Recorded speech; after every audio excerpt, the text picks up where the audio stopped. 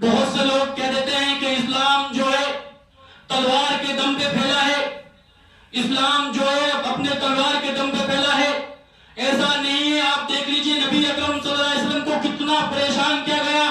اگر مسلمان حبشہ جاتے تو حبشہ کا بادشاہ مسلمانوں کو بھگا دیتا، اگر مدینہ کے اندر جاتے تو مدینہ کے اندر مسلمانوں کو پریشان کیا جاتا۔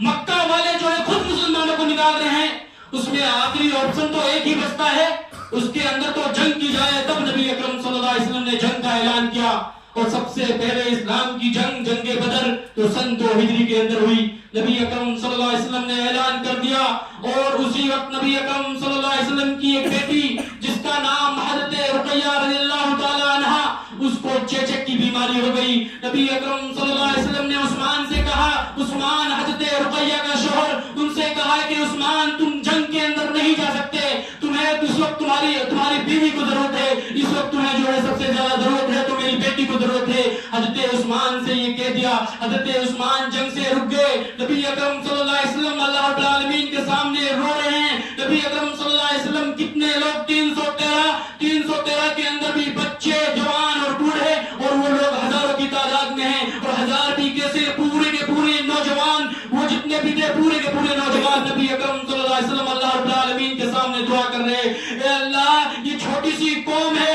اگر آج یہ قوم تباہ اور برباد ہو گئی تو آج کے بعد اس روئے زمین پر کبھی بھی تیرا نام نہ لیا جائے گا، کبھی بھی تیری عبادت نہیں کی جائے گی۔ تو اللہ رب العالمین نے نبی اکرم صلی اللہ علیہ وسلم کی دعا کو سن لیا، اور اس کے بعد اللہ رب العالمین نے فرشتوں کو بھیج دیا۔ ادھر مسلمان جنگ جیتتے ہیں، مسلمانوں کے درمیان میں جشن منایا جاتا ہے، اسلام کی پہلی جنگ نبی اکرم صلی اللہ علیہ وسلم جیت گئے، مسلمان جیت گئے۔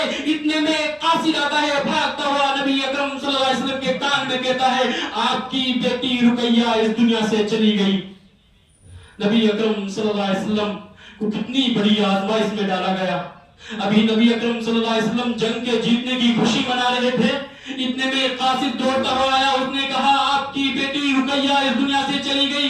نبی اکرم صلی اللہ علیہ وسلم آتے ہیں تو کیا دیکھتے ہیں حضرت رقیہ رضی اللہ تعالی عنہا کو دفنا دیا گیا۔ اس چیز کا انتظار نہیں کیا گیا تھا کہ اس کے ابو نہیں آئے ہیں، ابھی اس کو دفن مت کرو۔ نبی اکرم صلی اللہ علیہ وسلم جب بدر کے میدان سے مکہ پہنچتے ہیں تو اس وقت تک جو ہے نبی اکرم صلی اللہ علیہ وسلم حضرت رقیہ رضی اللہ تعالی عنہا کو دفن کر دیا گیا تھا۔ لیکن جب آج اپنے معاشرے کے اندر نظر دوڑائیں تو اگر ہم میں سے کسی کا انتقال ہو جائے، اگر کسی کا بیٹا دبئی میں ہے، سعودی میں ہے، کہیں دور ہے، تو ہم